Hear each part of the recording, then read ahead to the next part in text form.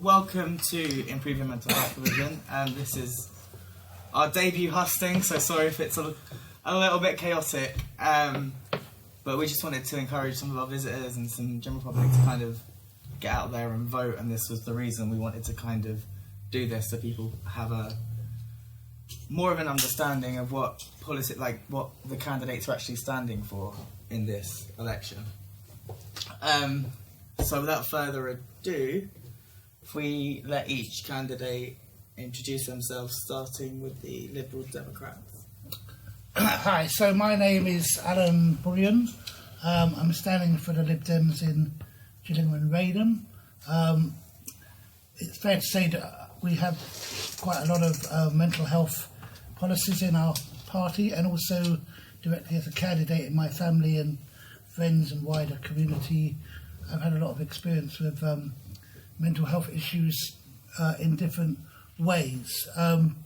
Just to say that our main policy is to put mental health and physical health on the same footing in this election, give them equal importance and priority. We want to spend £11 million more a year on mental health, and also that would be partly funded by putting a penny on income tax for the health service in general. Also last year the local Medway Liberal Democrats submitted a 1,500 name petition to try and get a dedicated mental health unit in Medway. So basically we submitted this petition, some of the people in the audience here. We're very unhappy that there isn't a dedicated mental health unit in the Medway towns, and that a lot of people have to be sent out of area to all different parts of Kent and beyond, which is very bad for all the people involved and their families and the wider community. So that's basically me. Hand over to... So we'll introduce to the anti-Brexit cat, or Peter Cook. Okay, I'm Peter Cook. I'll leave the cat out of it for the moment. I was born and bred in Medway. I'm here not to oppose either of these guys. In fact, they're both very valuable candidates. I'm here to actually make sure that Raymond Chishti's majority is reduced, thus allowing people who want to vote for the other parties to be there. I have no great need to get your vote unless you plan to vote Tory. That's all I'm here for. In terms of my life, I started life as a scientist working on life-saving drugs like human insulin and HIV/AIDS. As far as my I have a manifesto which I'll be more than happy for people to distribute, because I have no party machine. So if anyone wants to do the handing stuff over, and we have some, I think it's really important to get registered to vote as well.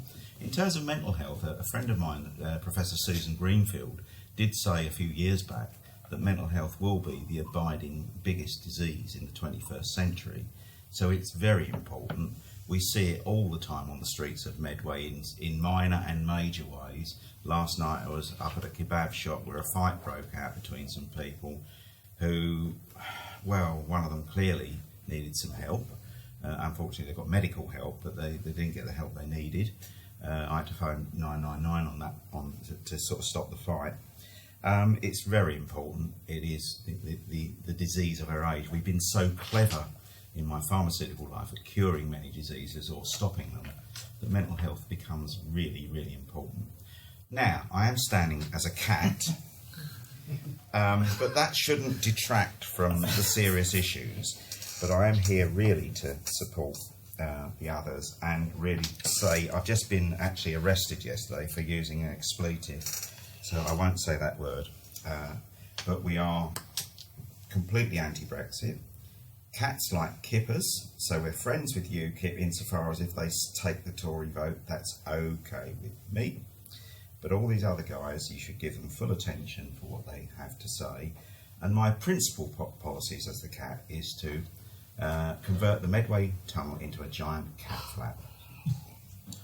In other words, the tunnel has a service tunnel attached to it, a pedestrian tunnel for escape purposes. If we were, for example, to open that up, because it was built on the cheap by the council, if we were to open it up to cycles, which always go through at night time, and pedestrians, you would open up the two peninsulas, and help regenerate the area economically and, of course, environmentally. The Green Party are not here to say that, but I do think that matters as well. I won't go any more, but that's some of my life. Yeah. And this is the Labour candidate, Andy Stamp. Thank you, Ben. I'm Andy Stamp. I'm the Labour candidate for Gillingham and Rainham. Thank you for inviting us along this evening and for organising this. I think it's really important to talk about not just mental health, but a lot of the other issues and problems that we're facing in Medway. I've been a councillor for the last 12 years on Medway Council, and during that time I've noticed an increase in the number of residents contacting me with mental health issues, whether that is in relation to stress and anxiety, or whether it's in relation to depression, or whether it's in relation to eating disorders. All of those issues are ones that I'm fully aware of as a local councillor. And over that period, we've also seen cuts to mental health services. So we've seen the acute crisis beds removed from Medway Hospital. We've seen the personality disorder unit gone from Medway, and it's become more and more difficult to get treatment when you need it.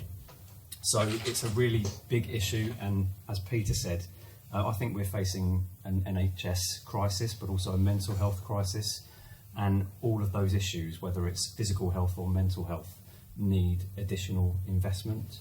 So as the Lib Dems have already said, the Labour Party will also put mental health on a par with physical health. We will fully fund it. We will increase the number of counsellors that are trained so that every children and young person within our schools has access to treatment when they need it. We'll invest in mental health services, but we'll also invest in mental health infrastructure so that every A&E department has the facilities that they need to deal with people in crisis and to help them when they need it, to end those out-of-area placements that have already been mentioned. So our manifesto is really clear on mental health. We'll increase funding to replace the social workers and the specialists that we've lost over the last 10 years under the Conservatives. We'll put the funding in, and we'll make sure that the support is there when people need it. Thank you. Does anyone have any questions? So it's now open to you guys. Yeah. I'd like, my name's Derek Munson, I live down the road in City Way. I'd like to ask a question to the chairman. I'd like to ask why are none of our friends from the Conservative Party here? Because I think they'd love to explain what's happened in the past 9.5 years and how they intend to put it right for the next 2 years. They've always got plenty to say, and I think you've probably not invited them because you're not prepared to put up with their bluster and perhaps their eloquence. Now, what's happened with the Conservatives? I can tell you exactly what's happened. We tried hard to get them to reply to us. We have not had a response from any of the Conservative candidates. They were invited, but they didn't. I mean, you know, it might just be that they're busy. Who knows? Manchester does best when he stays at home. Have you got his number? No. Get them on speed dial. Speed dial. Hang on. So it might just be that they're, you know, we don't know what's happened. We did try and contact them, and we even tried publicly on Twitter to contact them as well. However, we have said there will be a spare seat for them if they wish to show up. So, any other questions?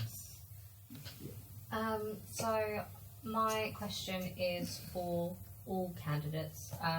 What would be your plans for the prevention of rising mental health rates? Because at the moment there are a lot of mental health issues across Medway and Kent as a whole, and being a mental health practitioner myself, I find that early intervention is probably the least funded and least educated about, because we currently only have really early intervention for psychosis and no real mental health early intervention as a whole, and no education for children on mental health as well.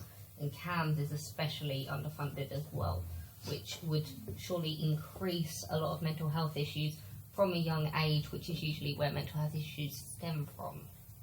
So, what would be your plans for early intervention in Yeah. mental health? So speaking Lib Dems, early intervention is crucially important, and the earlier, as you say, the better. And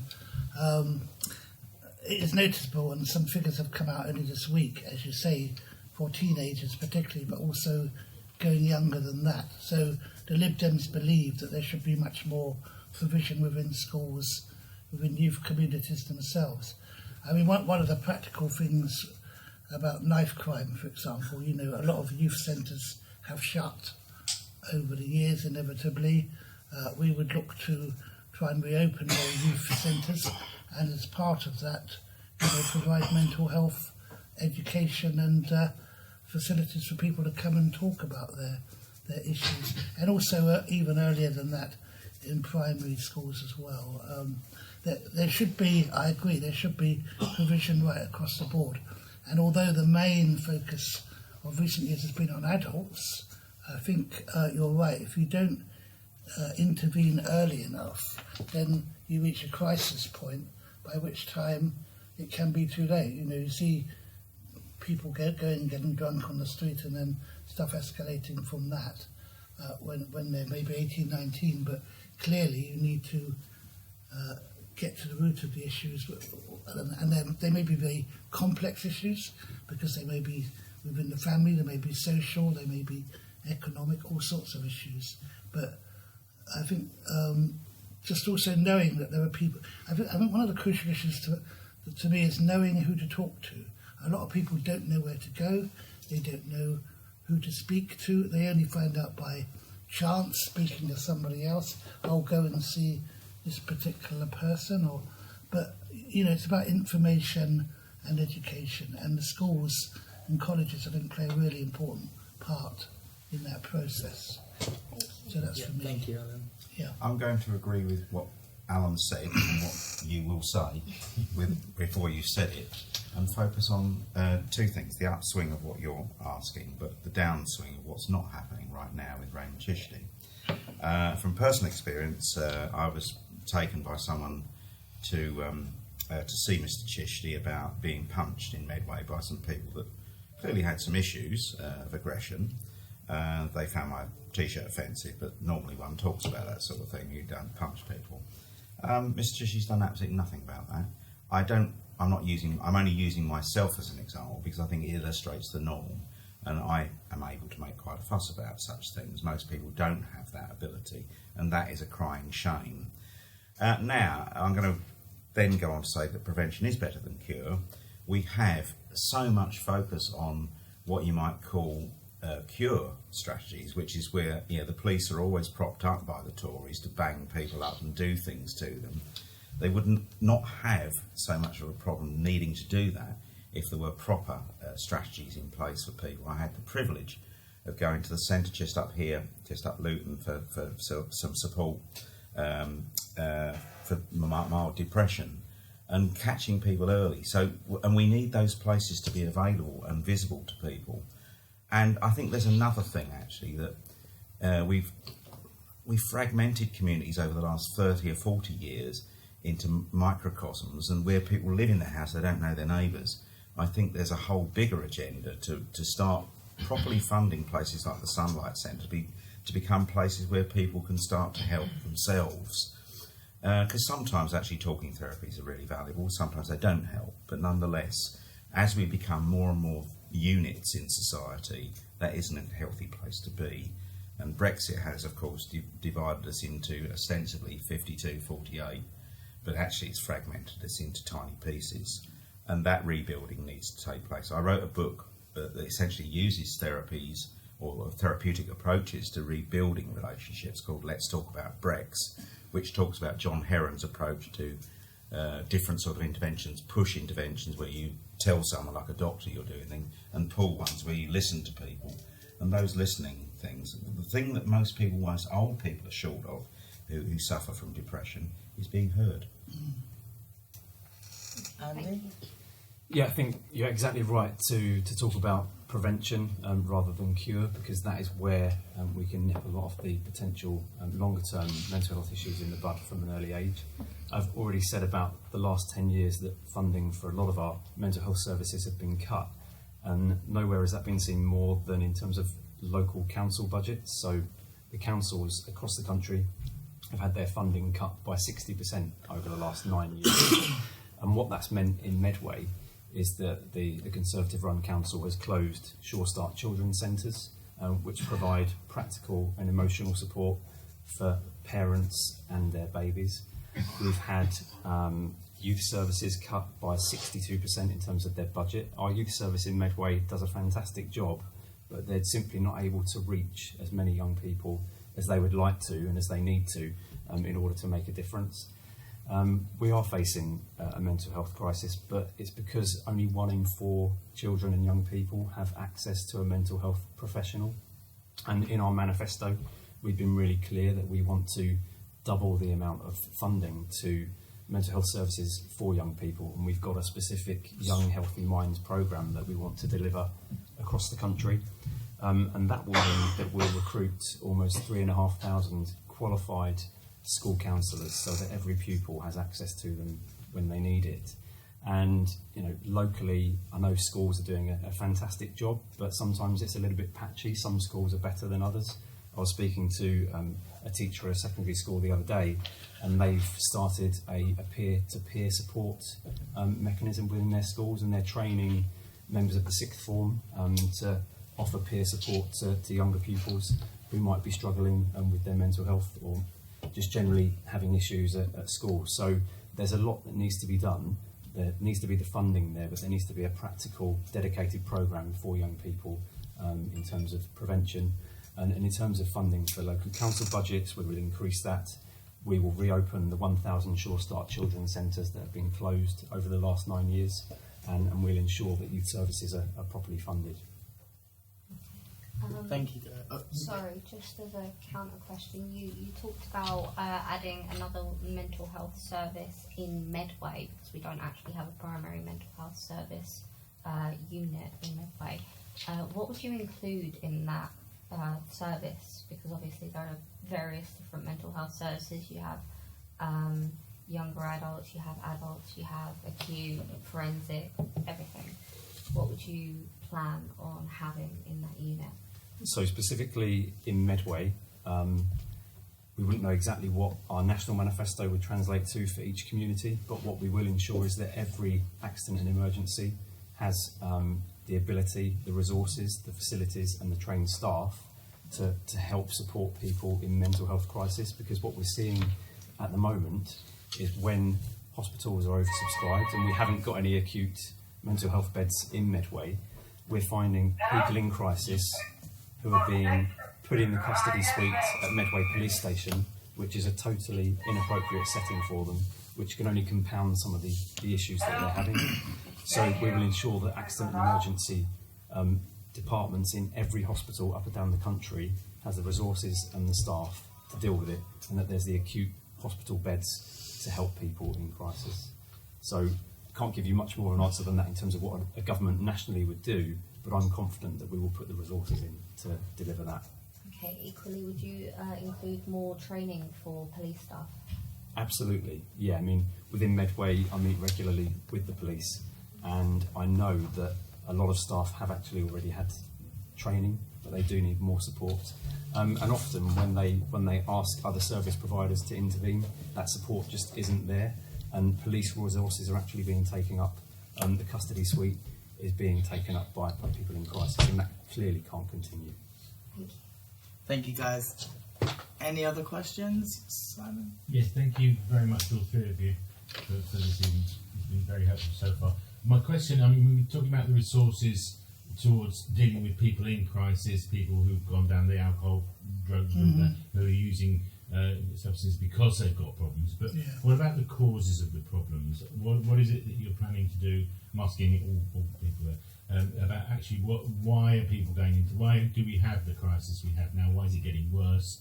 And what are your thoughts on what we should be doing to I mean, prevention rather than cure? I think Well, so on the drugs front, obviously, as you say, you know, people use substances for a variety of reasons. Sometimes a release, sometimes because of more complex issues. Norman Lamb, who was our health spokesman, made mental health issues a particularly huge part of our policy on health in general, because he'd had direct experience with his son with using very strong skunk, you know, and other types of cannabis. So we actually say that cannabis should be legalised to regulate it, so that the stronger abusive types that like skunk shouldn't be legally available. But obviously, if you have a more regulated drugs market, then that may be one solution. But obviously, with that should come the whole wider provision of therapy and availability of advice and resources with it. Too often, people are living in a parallel world, in my experience, where there's a whole denial of these issues, that they even exist, or when they do confront them, they don't know what to do. So people are often criminalised, and then once they get criminalised, that makes the situation even worse and can exacerbate. I mean, there are all sorts of issues. I mean, debt is another rising issue, and I know, again, from close experience, how debt crisis can actually fuel the whole mental health situation. And again, I think there's not enough early intervention in that either. You've got debt companies ringing people up, putting them under extreme pressure, bailiffs, people phoning up, etc. And there's not enough provision, it seems to me, for people to go for advice to get out of that situation. I mean, there are so many different situations where people can get into problems very, very quickly, in my experience, very quickly, and almost they feel isolated, and often they are alone, and they don't know where to turn. And finally, on the Conservative non-show, Tracy, what was her name? Crouch. Tracy Crouch, that was it.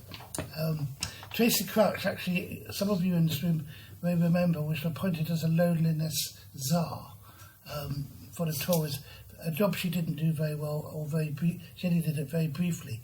A lot of older people, as has already been said on this panel, need someone to talk to or somewhere to go. And the loneliness czar, I thought, was a very good idea. You know, somebody looking at what we should do as strategies around loneliness. Clearly, it only lasted 5 minutes because she resigned from it, and nothing was done. One of the things I did personally was working with AIDS UK groups for befriending older lesbian and gay LGBT people, often who, again, were often isolated because, you know, they'd come out at a time before society had, if you like, endorsed their lifestyles. And again, all sorts of issues had arisen from that. That there is quite a lot going on with groups like AIDS UK and so on, but the point is joining all these things up, and as I said before, making people aware of them. It's like it's all very scattered, and what was your word, Peter, a sort of atomized, or you know, there's a lot going on, but often it's scattered and people don't know about it. Even on the internet, they can't find that information very quickly. Shall we... Sorry, do you want to move on? Shall we move on to Andy next? Yeah, I mean, it's a really wide-ranging subject in terms of the causes of mental ill health. And if I were to pick out a couple of issues that I think are some of the root causes, is the crisis we've got in terms of housing in this country, and also pressure in the workplace. So over the last 10 years, we know that the public sector has had a huge pay freeze. We know that services are overstretched and understaffed. So public sector workers are under immense pressure, and that has led to a rise in people displaying mental health issues in terms of stress and anxiety, and that can then lead to people kind of resorting to relieve that stress through drug and alcohol or gambling. There's a lot of contributory factors associated with that. So we would end the public sector pay freeze to take the pressure off workers who might be struggling with rising rents. And we would also ensure that 0 hours contracts were banned. We would tackle insecure work, which is often a cause of people getting into debt and losing their home. And then in terms of housing, we would, as I say, we would cap rents in the private rented sector. We would have an ambitious programme of building up to 150,000 new affordable social homes per year by 2025 to deal with the housing crisis. We know that over the last 10 years, rough sleeping has doubled, and we would provide 8,000 additional homes for people with a history of rough sleeping. So a lot of the issues that we're facing, whether it's housing, whether it's employment and wages, insecure jobs, are causing some of the issues that people are facing in terms of mental health. So there's a wide range of policies within our manifesto that I think will tackle a lot of the causes of the mental health issues that we're facing as a country. Thank you for Andy.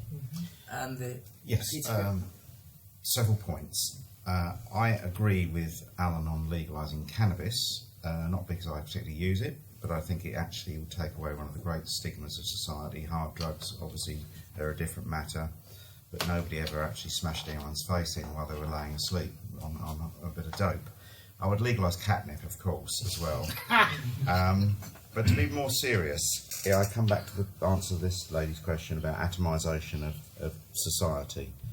I think, and I suspect most of the parties here would agree with this, that we need to actually rebuild communities. For example, where I live, there's a housing development out in Rainham they're not putting in any provision of schooling. This is, a Tory sort of led policy. They're not putting in any community. They're not putting any hole in the middle of the community to help it function as a community.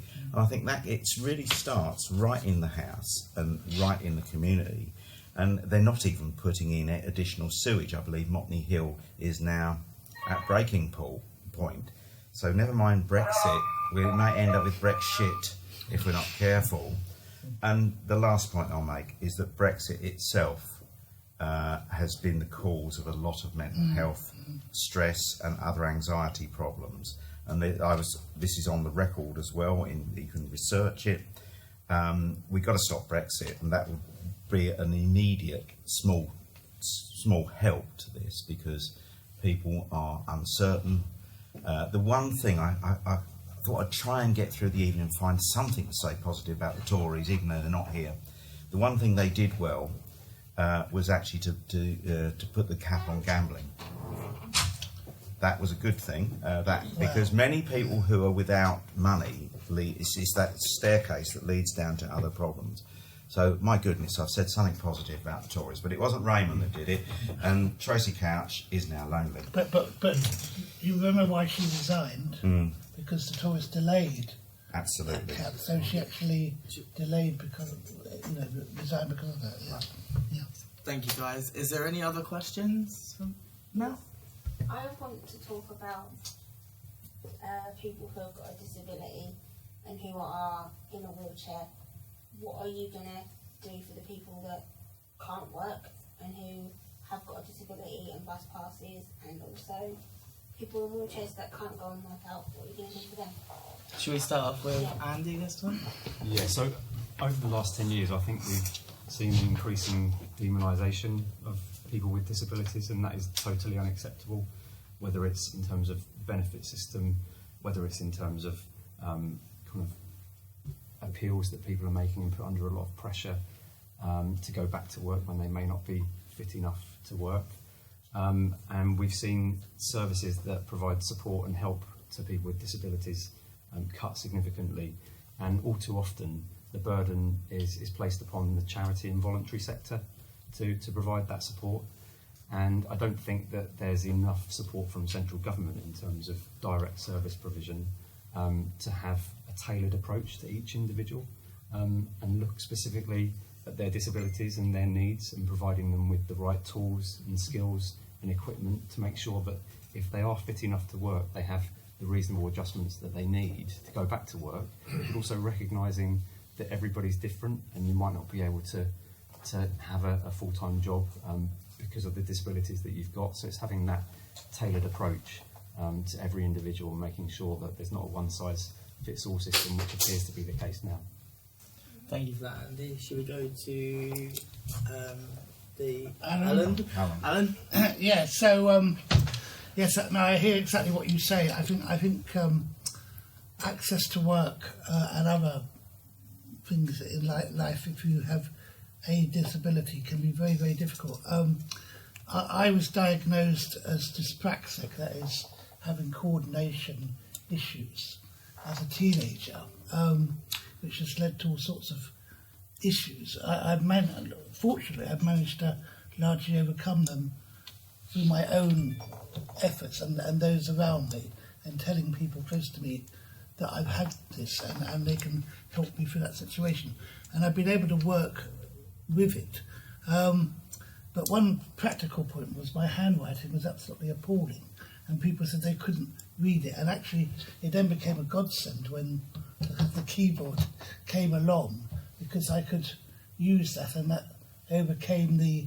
So sometimes there is technology and tools, but I'm afraid to say that generally I have found employers disappointing. A lot of employers, large ones, small ones, they don't want the hassle. Whether it's mental health or physical disability, they just don't want to know.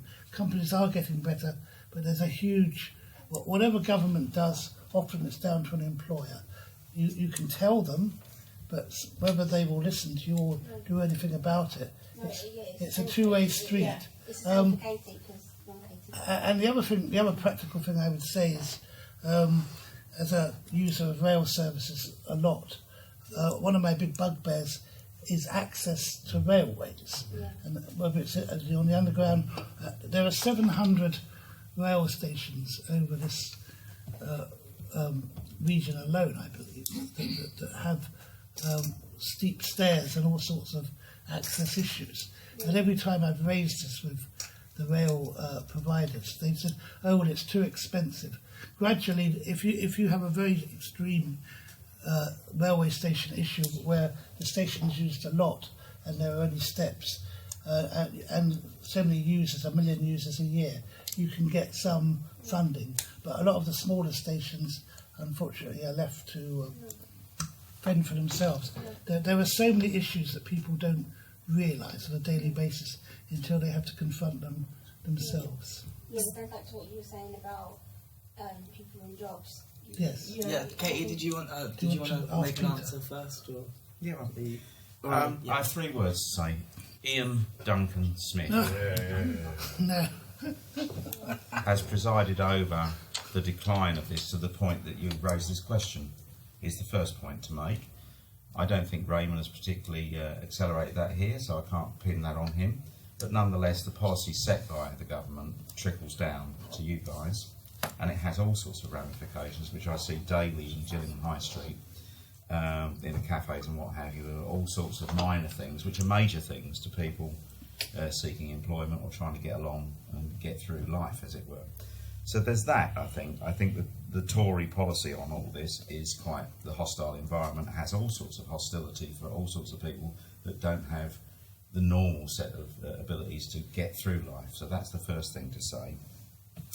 The second thing, things like access really do matter, and somewhat frivolously, my cat promises to set an army of cats on the roof of Gillingham Station to remove the pigeons. But then it goes on to say the station really does need a jolly good clean-up. So I will now once again agree with Alan that all of the legacy stations of South Eastern, and I'm sure the same would be true for the Labour people here, they do need to be refurbished. And I don't mean cleaning up the pigeon shit. I'm talking about actually making them fit for a modern society. If you go to any other country in the world, they've sorted this out. We have a legacy pavement system and all of that, but things can be done, and they should be done. So I'm aware thank you guys for that. Well, I'm aware we'll have time for one more question. Okay, we'll have 2 more questions. I used to actually get access to work, and then that got stopped. So I then lost my job because I can't drive. Mm-hmm. And now I've been looking for it since 2014. Yeah. And then what happened to the last job you did? You applied for? Got through, sent all my ID documents and then got told it was already filled. Yeah. It's sad. It's all too common, and I mean, we are, most of us, at the mercy of employers never telling us why they've not given us a job, because they don't have to give feedback. But often you read between the lines, don't you? Sadly, yeah. Andy, a quick comment on that? Yeah, I think we need to tackle employers a lot more. I think they get away with far too much in terms of discrimination in the workplace, and often it's people with disabilities who suffer the most. So clearly, Asda's one of the worst, actually. Who? Asda. Asda, why? I explained that I can't use tills. Website wouldn't let me go any further. Right. So I then went up to them and spoke to the managers, and I went, well, do you know anyone else who works here? The website. Like just doing shelf Yeah, stacking. yeah. And I actually got the response, oh, well, she only got the job because her mum works here. Oh, right. So should my mum come out of retirement just to get me into work? Yes. The website says no is a huge problem, because whereas I'm generally in favour of a non-interventionist approach to sort of employment rights, it's quite common these days, if you apply for a job, to get the standard letter from HR that says other candidates were more suitable than you, which tells you jack shit. Yeah. What you want to know is what you did well and what you could have done better. Individual And I think feedback. there needs to be a little more leaning on employers to do better on that area. Yep. And thank you guys for that. Time for one more question. This Yeah, gentleman. I think it's good to know that everyone wants to put money into the NHS. So let's be very clear with that. But also very clearly, the amount of money that is spent in NHS is actually far more than GDP of some countries. So somewhere along the line, there's a SIF, and that SIF, I'm afraid, will also apply to mental health and all these other areas. And Conservatives, try to play around with a few things to maybe make it in their favours a little bit, in terms of who benefits from these strategies. I'd just like to understand from each one of you, what would you do differently, to make it more efficient and, a positive thing for getting our money's worth? Because I think there's money. Shall we give each candidate 30 seconds? Yeah. Sorry, I'll just say briefly, bureaucracy. Obviously, there's a lot of money goes on bureaucracy, probably far too much. Also, it needs to be more joined up. There are lots of different parts of the NHS. You could probably coordinate better. And also, there's a lot of old buildings, and a lot of those buildings aren't very warm or efficient anymore. There's a good argument for upgrading and refurbishing and modernising in many cases. Just on the nick of time. I'm on an NHS Innovation Board. I see this every day. The NHS is actually well delivered at the point of use and very badly managed. When people tell me the NHS is a holy cow, this is the only point at which I may disagree with the Labour candidate. When they tell me it's a holy cow, I kind of think, well, actually, it still can be challenged and made to work better.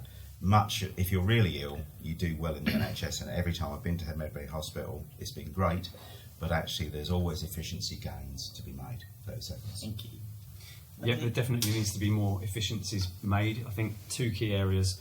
One is to train more doctors, nurses and health professionals, and reinstate the actual bursary for nurses so that we've got more permanent employees within the NHS. The amount of money that's wasted on agency staff is shocking. So that would be one way of tackling the money that's wasted. The other thing is on medication and drugs. The pharmaceutical companies have got a cartel. They charge far too much for our drugs, and we need to tackle that, and we've got a plan for that. You're almost. So that is the end of our hustings. This is Andy Stanford, Peter Cook, who's an independent candidate, and we've got Alan Bullion, who is the Liberal Democrat.